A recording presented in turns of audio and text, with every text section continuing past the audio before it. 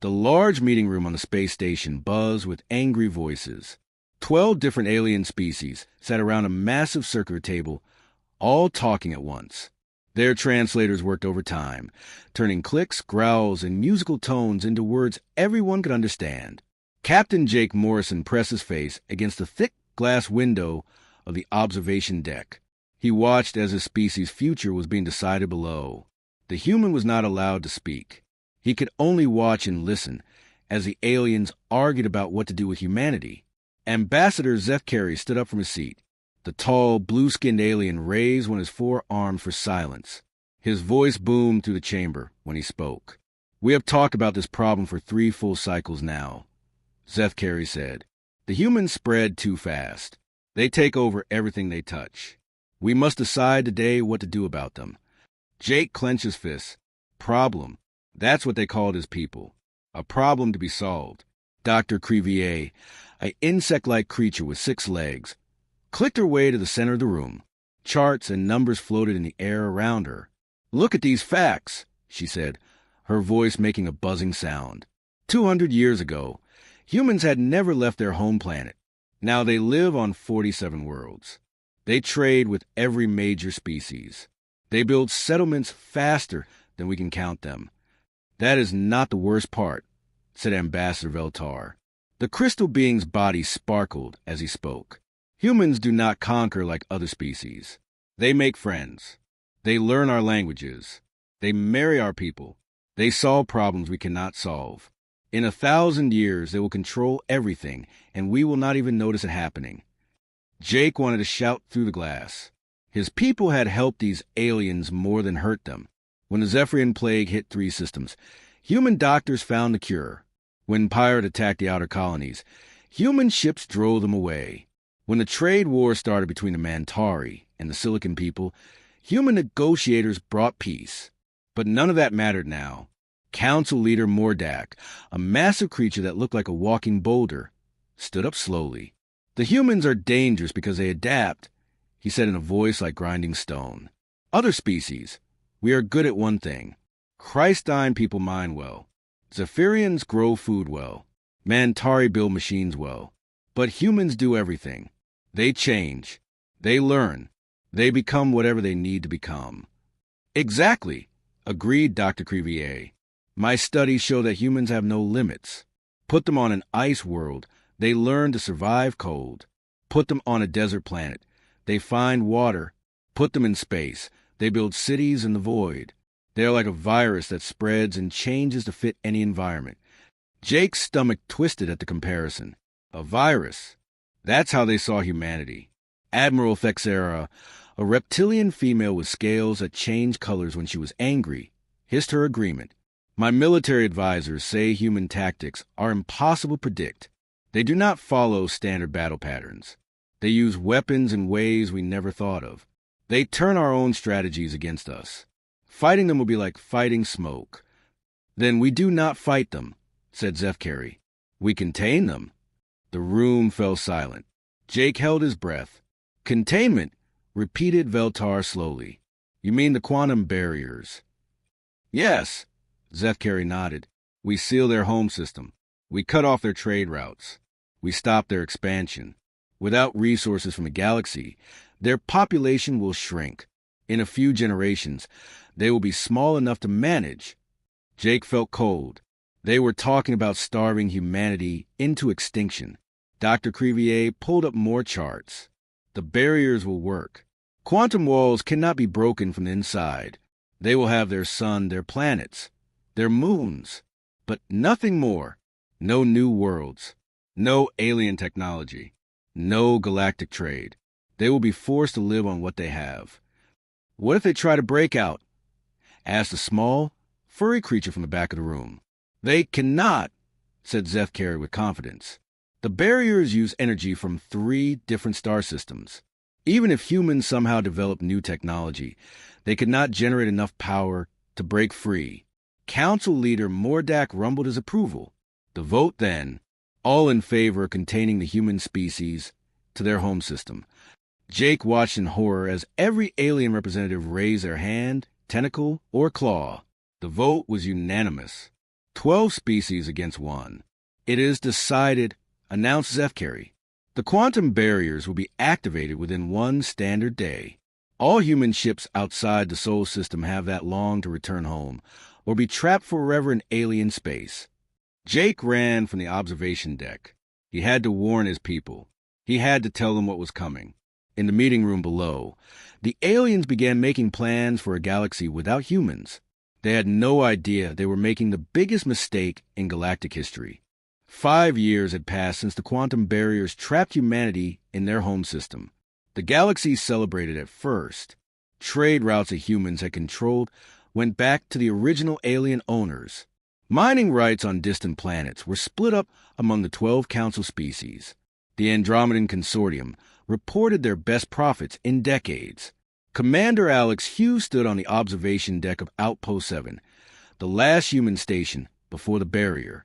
He could see the shimmering wall of energy that cut his people off from the rest of the galaxy. It looked beautiful, like northern lights dancing in space.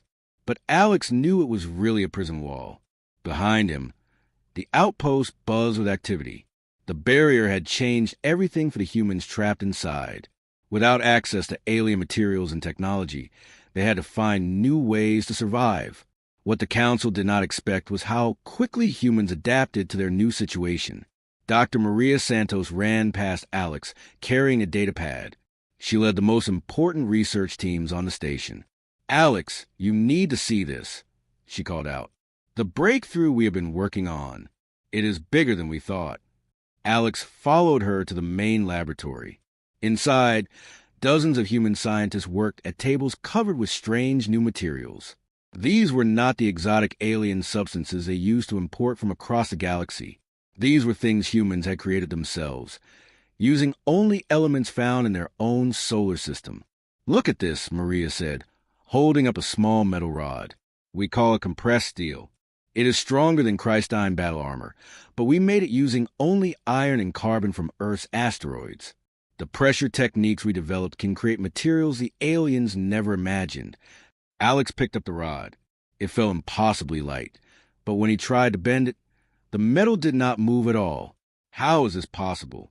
When you cannot get what you need from outside, you learn to make what you need from what you have, Maria explained. Captain Ben Lewis and his engineering teams have been working around the clock. They are creating things that should not exist according to alien science books. She led him to another table where Captain Lewis stood over a strange device.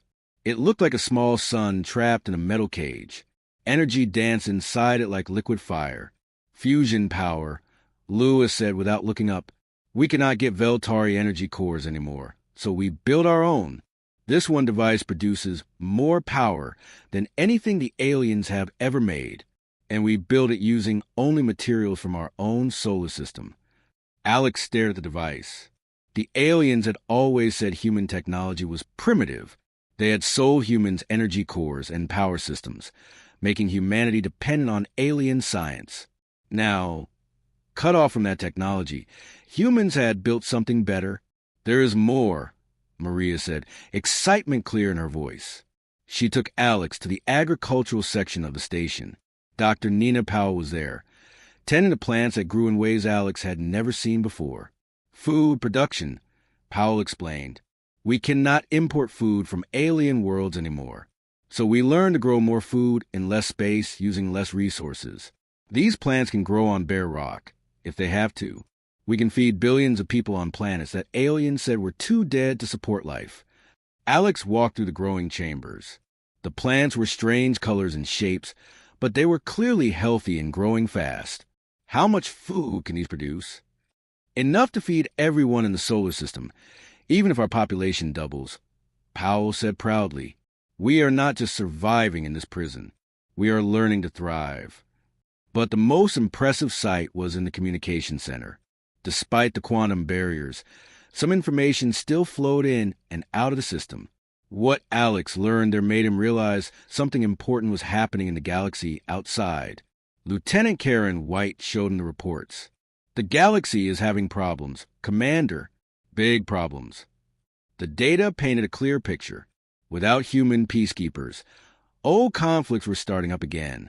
The outer rim was becoming dangerous as pirates grew bold. Trade disputes that humans used to solve were turning into real fights between alien species. The Zephyrian Trade Guild is reporting supply shortages. White continued. The shipping routes that human captains use to manage are breaking down. And look at this. Conflicts between species that have not fought in 100 years are starting again. Alex read through the reports. Captain Rick Johnson had been the galaxy's best negotiator. He could solve problems that made other species go to war. Dr. Amy Clark had created medical treatments that worked on multiple alien species. Her research had saved millions of lives across the galaxy. Now those humans were trapped behind the barriers, and the galaxy was starting to feel their absence.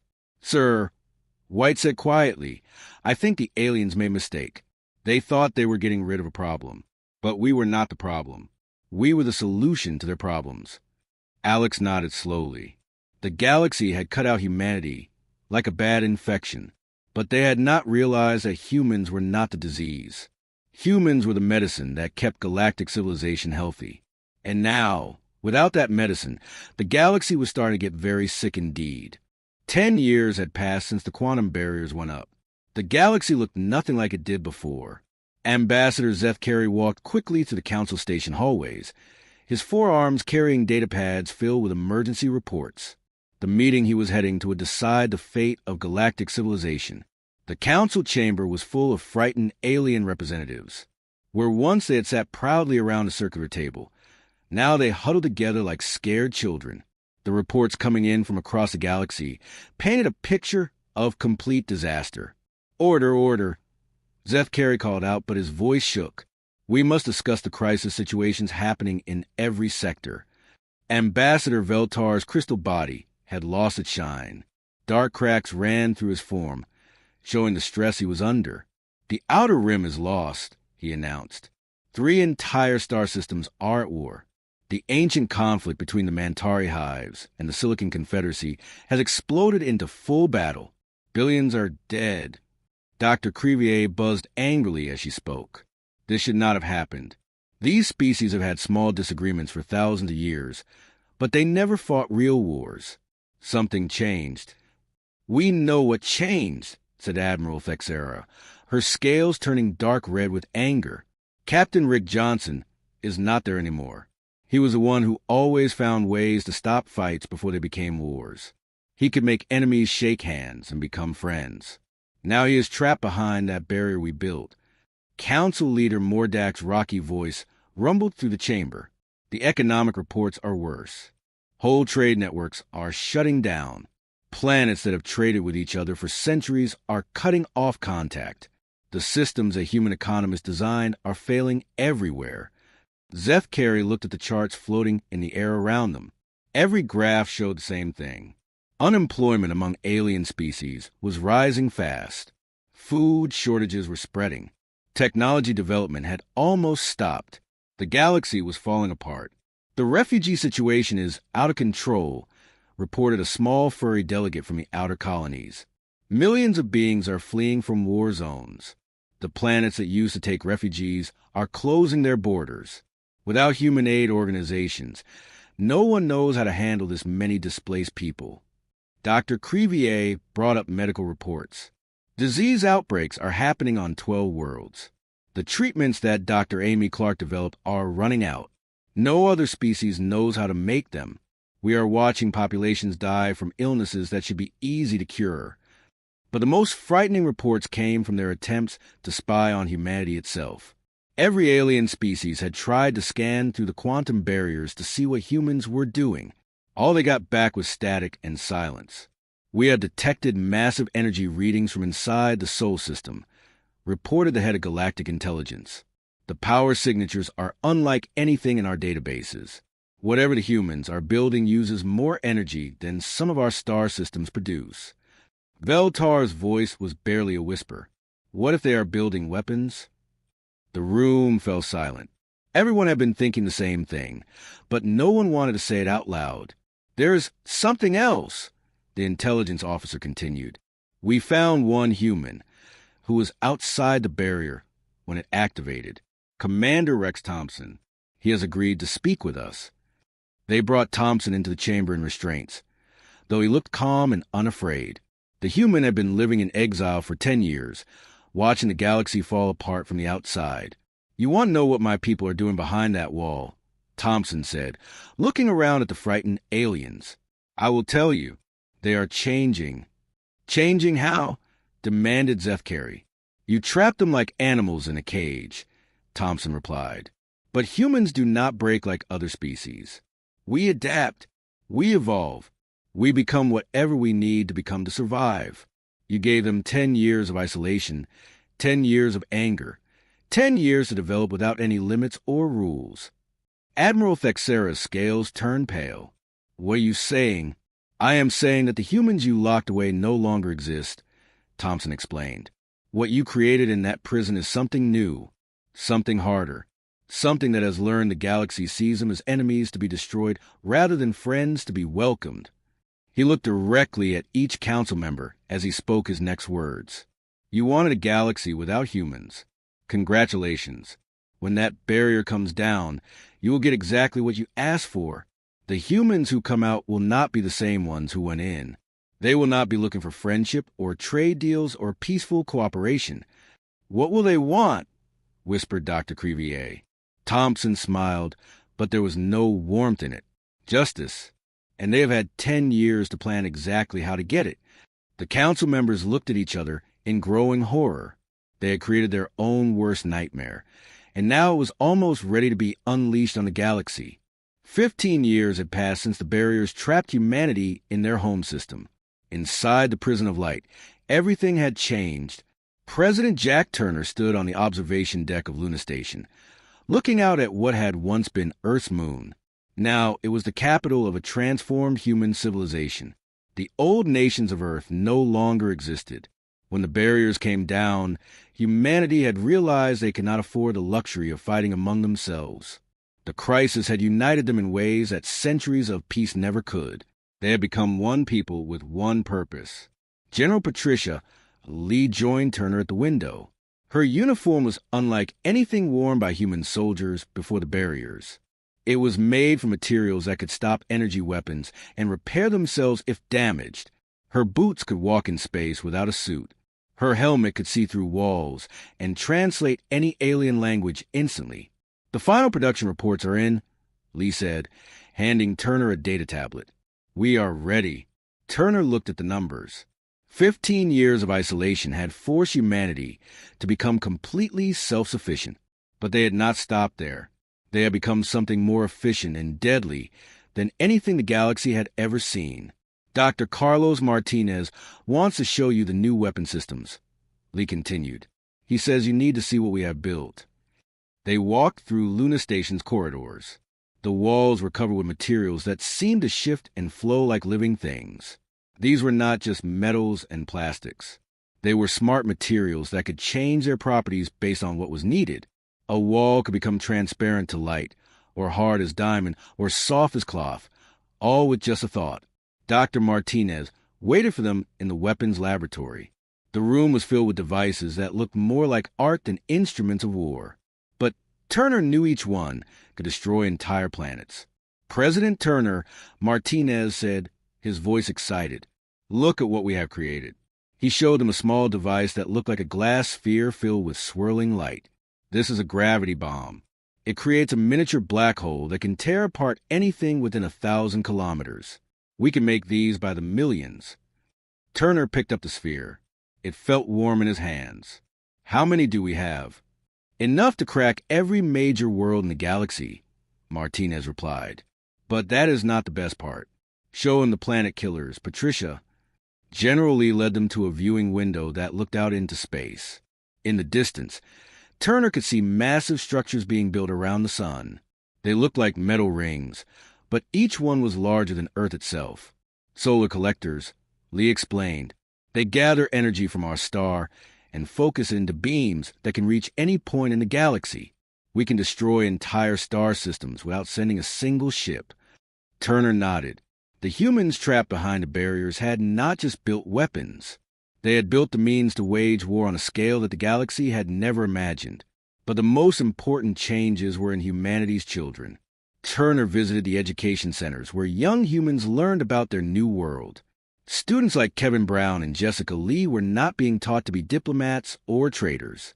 They were being raised as soldiers and strategists. "What is the first rule of galactic relations?" their teacher asked. "Trust no alien species," the children replied in unison. "They will always choose their own interests over humanity's survival." What is the second rule? Strength is the only language the galaxy understands. Weakness invites destruction. Turner watched as the children practiced combat scenarios. They were learning to fight not just with weapons, but with their minds. They studied alien psychology to find weaknesses. They memorized the history of every species so they could exploit old grudges and fears. Captain Dan Foster commanded the new Human Defense Force. His ships were unlike anything that had existed before the barriers. They did not need supply lines or support from friendly planets. Each vessel was a complete war machine that could operate alone for decades. "Every ship can repair itself," Foster explained as they toured the fleet. "Every weapon system has multiple backups. Every crew member is trained in multiple specialties. We do not depend on anyone else for anything." The ships themselves were works of art and terror. They moved through space like living things, their hulls shifting and changing as needed. They could become invisible to sensors or bright as stars to blind enemies. They could split into smaller ships or combine into larger ones. But perhaps the most frightening change was in humanity's thinking. Dr. Helen Wright led the philosophy department that was shaping the new human mindset. She taught that humanity's greatest mistake had been trying to fit into galactic civilization.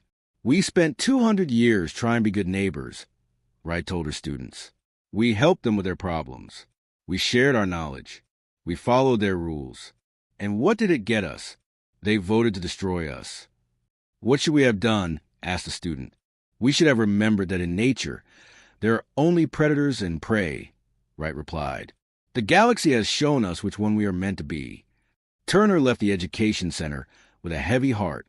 Humanity had survived their imprisonment, but they had lost something important in the process. They had lost their faith in friendship and cooperation. They had learned to see the galaxy as an enemy, to be conquered rather than a community to join. When the barriers fell, humanity would emerge stronger than ever. But they would no longer be the same species that had been locked away. They would be something new, something harder, something that would never again make the mistake of trusting alien promises. 20 years had passed since the quantum barriers went up. The galaxy was dying, and everyone knew it. Ambassador Zeth Carey stood before an emergency council session, but only 7 of the original 12 species were still represented. The others had either collapsed into civil war or been destroyed completely. The council chamber looked nothing like it had 20 years ago. The walls showed blast damage from recent attacks. Half the seats were empty. The remaining ambassadors looked tired and desperate. Their once proud civilizations were crumbling, and they all knew why. "The situation reports," Zeth Carey announced, his voice hollow. He no longer had the strength to sound confident. Ambassador Veltar's crystal body was so cracked it looked ready to shatter. "The war between the Mantari hives and Silicon Confederacy has spread to 6 star systems. 3 billion beings are dead. For entire worlds have been turned to glass. The fighting shows no signs of stopping." Dr. Crevier's insect form moved slowly as she brought up the economic data. Galactic trade has dropped by 70%. Unemployment is at levels we have never seen. Whole sectors of space have been abandoned. Planets that were rich 20 years ago are now sending out distress calls for basic food supplies. "The refugee crisis has overwhelmed our capacity to help," reported Admiral Thexera. Her scales had turned a permanent gray color from stress. 40 billion beings have been displaced from their homes. Refugee camps are turning into battlegrounds as different species fight over resources. But the most terrifying part of the reports came from their observations of the Sol system. The energy readings coming from behind the quantum barriers had grown beyond anything in their databases. Whatever humanity was building inside their prison was operating on scales that made galactic engineering projects look like children's toys. "We have detected structures around their sun that are larger than our biggest space stations," the intelligence officer reported. The power they are generating could supply energy to half the galaxy. But they are not sharing it with anyone. They are keeping it all for themselves. Council leader Mordak's rocky voice was barely a whisper. What are they building with all that power? We do not know, the officer admitted. Our sensors cannot penetrate the barriers. But the energy signatures suggest weapons. Very large weapons. Zeph Carey looked around at his fellow council members.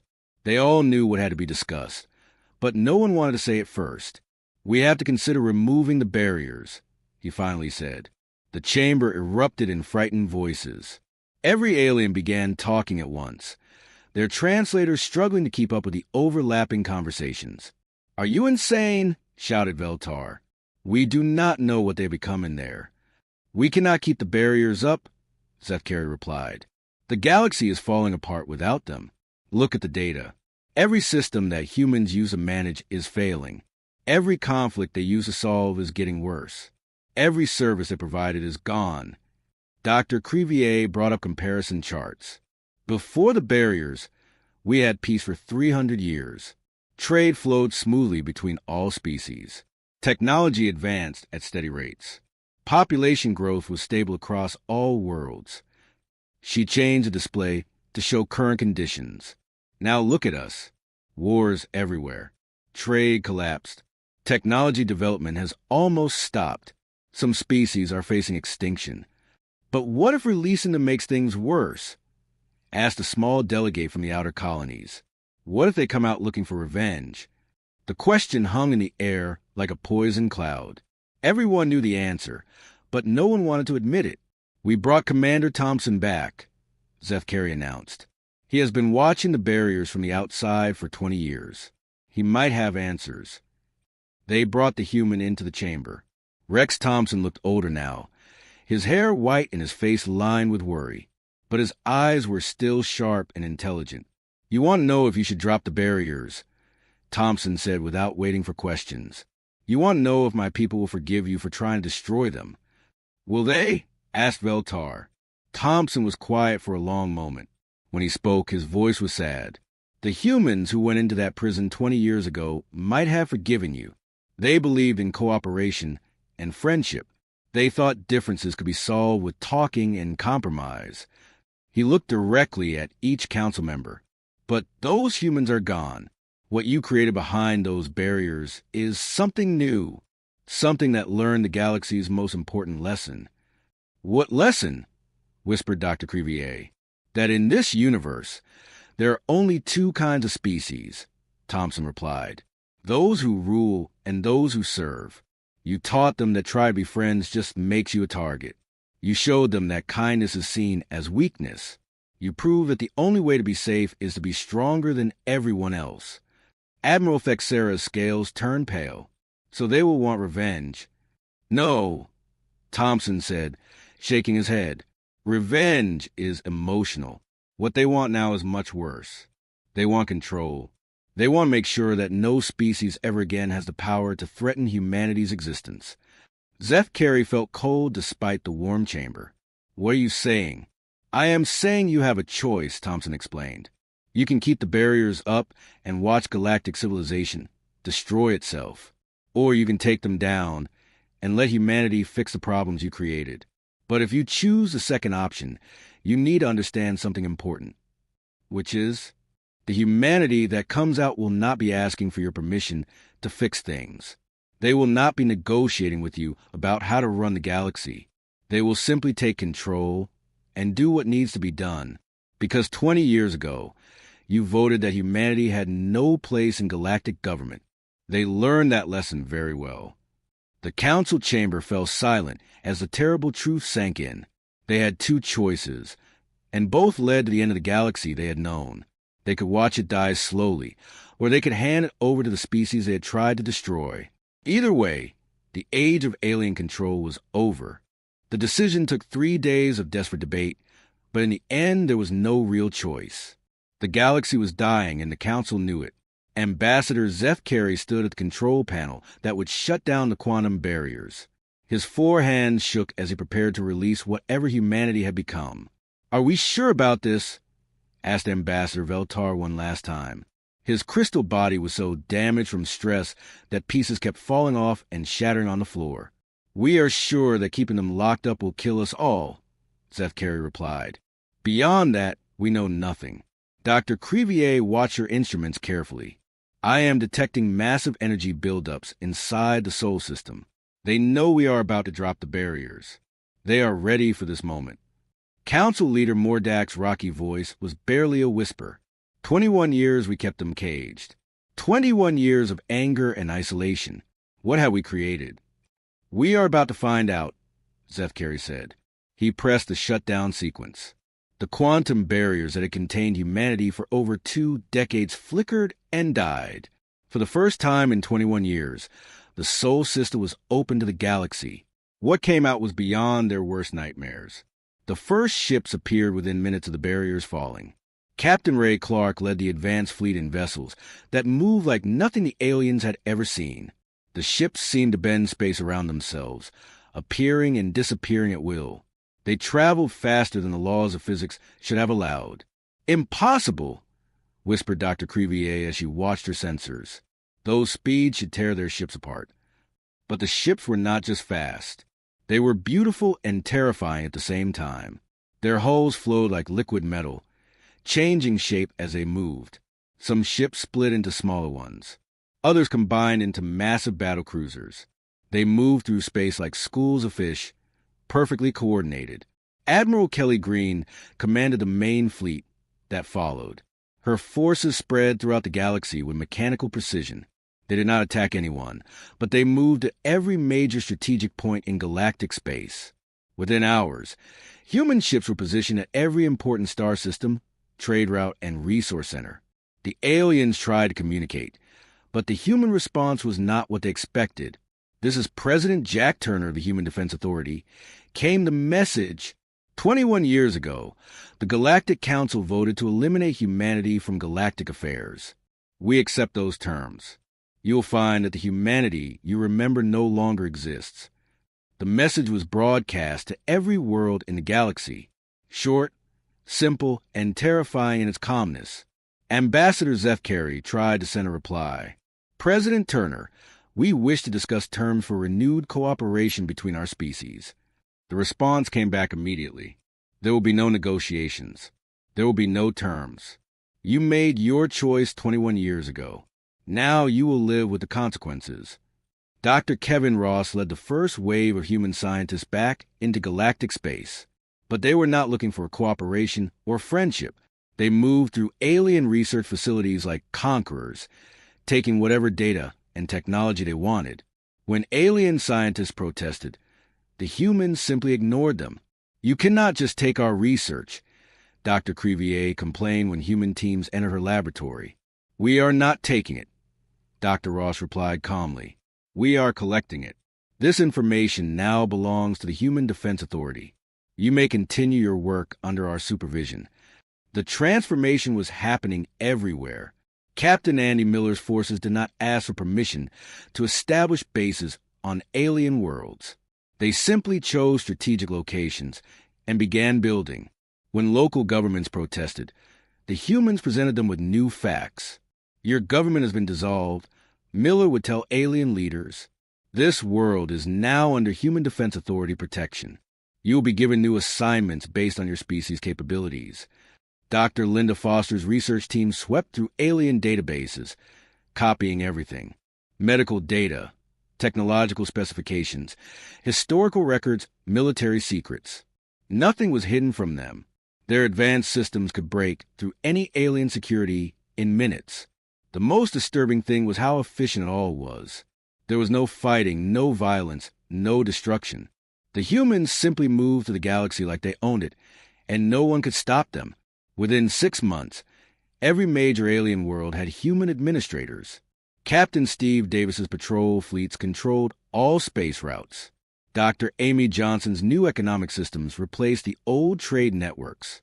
Everything ran smoothly, but under completely human control. The old Galactic Council was allowed to keep meeting, but now they met in a building owned and operated by humans. Human guards stood at every door. Human observers watched every discussion. The aliens could talk all they wanted, but they could not make any real decisions. President Turner visited the council exactly once. He stood before the frightened alien representatives and delivered a simple message. You wanted a galaxy without humans, he said. You have it. The humans you knew are gone. What you see now is what you created when you chose to be our enemies instead of our friends. Ambassador Zefkari tried to speak. We made a mistake. We were wrong to contain your people. Can we not find a way to work together again? Turner looked at him with eyes that showed no emotion. 21 years ago, you had the chance to work with us. You chose elimination instead. That choice cannot be undone. This galaxy will never again face the threat of uncontrolled alien decisions. He turned and walked away, leaving the alien council to face their new reality. They had gotten exactly what they voted for. A galaxy without the humans they remembered. In their place was something far more efficient, far more powerful, and completely without mercy for those who had proven they could not be trusted. 1 year had passed since the barriers fell. Ambassador Zefkari walked through the halls of what used to be the Galactic Council building. The walls still looked the same, but everything else had changed. Human guards stood at every corner. Human administrators worked at every desk. The building still functioned, but it now served a very different purpose. Zefkari entered the main chamber, where the council still met. The circular table was the same, but new seats had been added. Human observers sat behind each alien representative, watching everything they said and did. Every conversation was recorded. Every decision had to be approved by human administrators. President Jack Turner stood at the center of the room. He was giving his monthly report on the state of the galaxy. The alien representatives listened in silence, knowing they had no power to change anything he said. Galactic peace has been maintained for 12 consecutive months, Turner announced. All conflicts between species have ended. Trade routes are operating at maximum efficiency. Resource distribution is stable across all inhabited worlds. The numbers he presented were impressive. The wars that had torn the galaxy apart for 20 years were over. The Mantari hives and Silicon Confederacy had stopped fighting within days of human intervention. Captain Steve Davis's patrol fleets made sure no new conflicts could start. But Ambassador Zefkari knew the price of this peace. Economic productivity is up 40% from pre-barrier levels. Turner continued. Unemployment has been eliminated through our work assignment programs. Food production meets the needs of all galactic populations. Dr. Amy Johnson had redesigned the entire galactic economy. Every species was given jobs based on what they did best. The Christine people mined minerals in deep space. The Zephyrians grew food on agricultural worlds. The Mantari built machines in massive factories. Everyone had work, but no one had choices. Education programs continue to show excellent results, Turner said. The next generation of galactic citizens is learning the skills needed for productive lives in the new order. This was the part that frightened Zefkari most. Dr. Carol White schools were teaching alien children to think like humans. They learned human values, human history, human ways of solving problems. Within 1 generation, the distinct cultures that had made up galactic civilization would be memories. Young Christine children no longer learned the ancient songs of their people. Instead, they studied human engineering techniques. Zephyrian youth forgot the traditional farming methods passed down for thousands of years. They learned to use human agricultural systems. Mantari children stopped practicing the ritual dances of their hives. They trained to operate human manufacturing equipment. Medical care has been standardized across all species. Turner continued. Disease outbreaks have been eliminated. Life expectancy has increased on every inhabited world. Dr. Linda Foster's medical teams had indeed solved health problems that had plagued alien species for millennia, but they had also taken control of all medical research. No alien scientist could study disease or develop treatments without human approval. All medical knowledge now belonged to the Human Defense Authority. General Patricia Lee gave the security report. Galactic crime rates have dropped to near zero. Piracy has been eliminated from all trade routes. Terrorist activities have ceased completely. She did not mention that this was because human surveillance systems watched every citizen on every world. Privacy no longer existed. Every communication was monitored. Every movement was tracked. Every thought that might threaten human control was detected and corrected. The integration programs show promising results, reported Dr. Helen Wright. Local populations are adapting well to their new roles in galactic society. Integration. That was the human word for what had happened to alien cultures. The unique traditions, beliefs, and customs that had developed over millions of years were being slowly erased, replaced with human efficiency and human order. Ambassador Zeph Carey remembered when his people had been proud warriors who built crystal cities that sang in the solar wind. Now they worked in human mines, following human schedules, living in human-designed housing. They were fed, clothed, and cared for, but they were no longer truly Christine. The same thing was happening to every species. The galaxy was more peaceful and prosperous than it had ever been. No one was hungry. No one was homeless. No one was unemployed. Disease and crime were almost extinct, but no one was free. Are there any questions from the advisory council? Turner asked, looking at the alien representatives. Zeph Carey wanted to ask when alien species would regain some control over their own worlds. He wanted to ask if human rule would ever become less absolute. He wanted to ask if the cultures of his people would be allowed to survive. But he knew better than to ask questions that would only receive polite non-answers. No questions, President Turner, Zeph Carey said quietly. Excellent, Turner replied. This concludes today's briefing. As the meeting ended, Zeph Carey walked slowly back to his quarters. He passed groups of alien children heading to their human schools. He saw alien workers boarding transports to their assigned jobs. He watched alien families eating in restaurants that served human-approved meals. Everyone looked healthy and content. The galaxy had never been more stable or well-organized. There was no suffering, no want, no conflict. There was also no hope for change. The humans had kept their promise. They had given the galaxy exactly what the Council had voted for 22 years ago.